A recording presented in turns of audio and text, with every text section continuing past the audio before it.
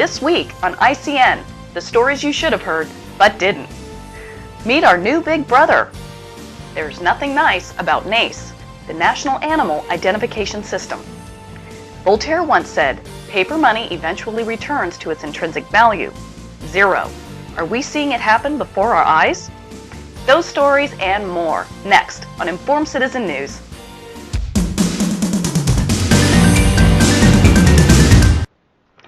Hello and welcome to ICN Informed Citizen News, March 22nd, 2009.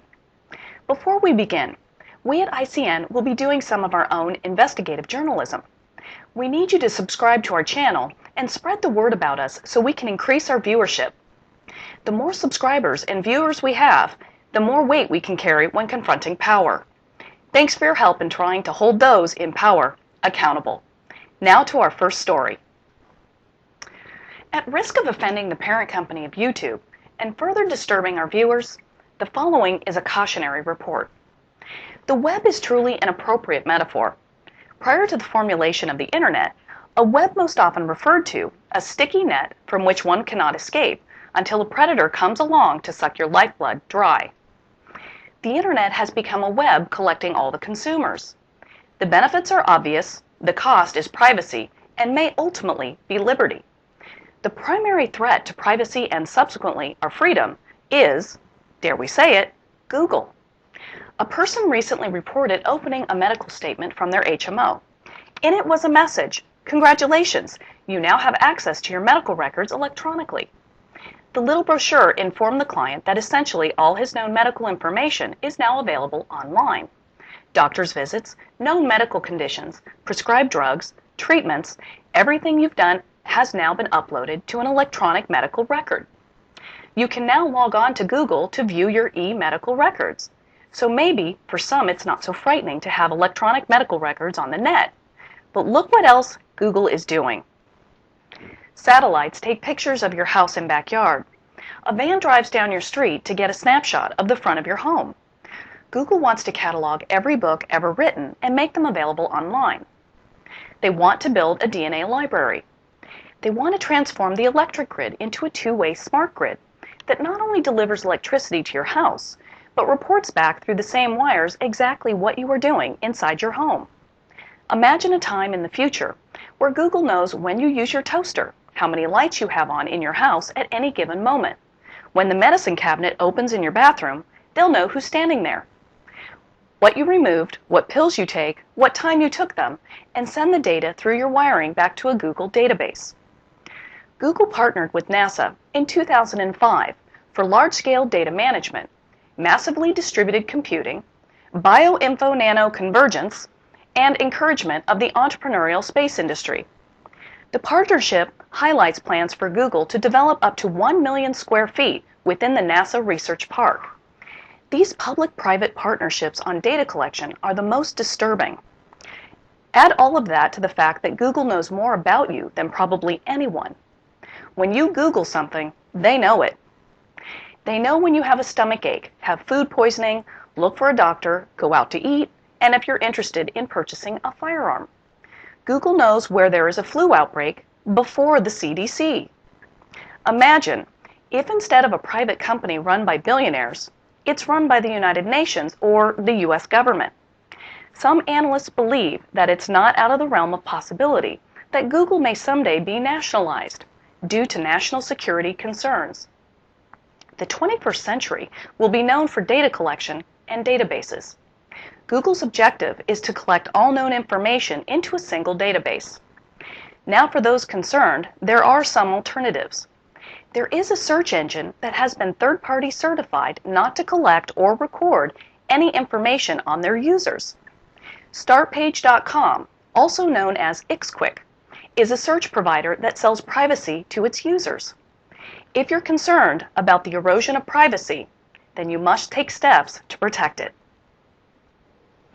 Last week, ICN reported that Congressional Bill H.R. 875 looks to bring organic farming and backyard gardens under government control. Also included in H.R. 875 is something called the National Animal Identification System, or NACE.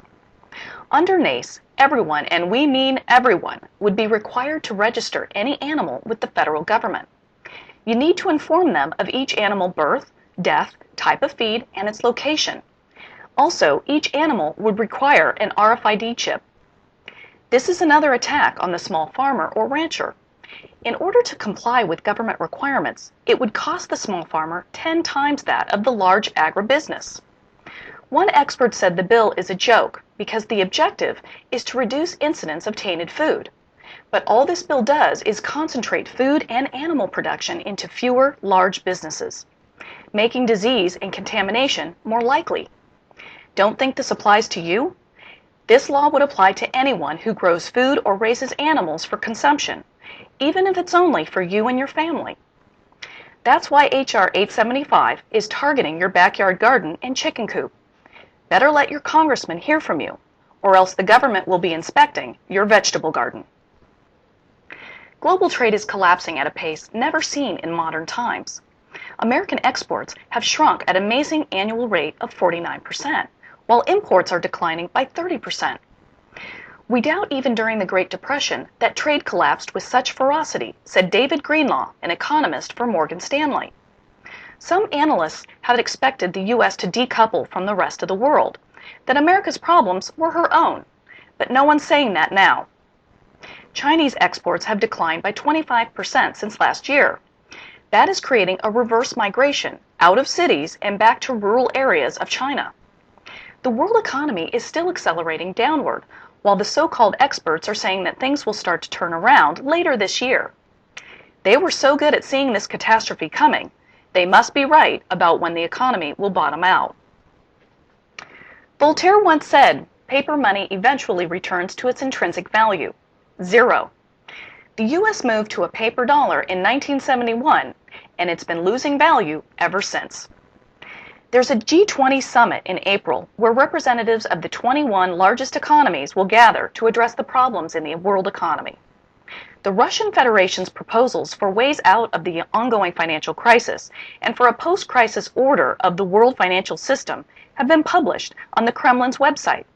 The document says, the current global economic crisis points to the need for discarding standard approaches and requires the adoption of collective decisions agreed at the international level and geared to creating a system of globalization process management. Not that the dollar in its current form deserves to be the world reserve currency, but you can see that the momentum is toward global governance and away from national sovereignty. In addition to Russia, China, Britain, India, and Brazil have also expressed interest in a new global reserve currency. Remember the good old days when global government and a one-world currency was just a crazy conspiracy theory? A bill calling for the Comptroller General of the United States to audit the private Federal Reserve is gaining momentum in Washington, D.C. as more and more representatives add their names to its bipartisan support. H.R. 1207 is a bill requiring that an audit of both the Fed Board of Governors and the Federal Reserve Banks be completed and reported to Congress before the end of 2010. Representative Ron Paul introduced the bill that has been joined by 28 other co-sponsors in Congress. Paul explained his advocacy for the H.R. 1207 audit in the House of Representatives. Throughout its nearly 100-year history, the Federal Reserve has presided over the near-complete destruction of the United States dollar. Since 1913, the dollar has lost over 95% of its purchasing power, aided and abetted by the Federal Reserve's loose monetary policy. How long will we as a Congress stand idly by while hardworking Americans see their savings eaten away by inflation? Only big spending politicians and politically favored bankers benefit from inflation, he said. Paul called oversight of the Fed long overdue. It is shameful that oversight is this difficult to achieve. And finally, a German meteorologist organization was tracking the odd occurrence of instant cloud formations over northwestern Germany. Sinister clouds up to 200 miles long appear all of a sudden on the radar, but only on the meteorological radars. The German army had admitted having war exercises in the area. The clouds are not visible to the naked eye and consist of fine dust containing polymers and metals used to disrupt radar signals. The German army claims that only small amounts of material were propagated and that the substances used were not harmful. Because no government has history of being consistently truthful, how are we to believe that the materials used were not harmful? Thanks for watching. From all of us at Informed Citizen News, we'll see you next week.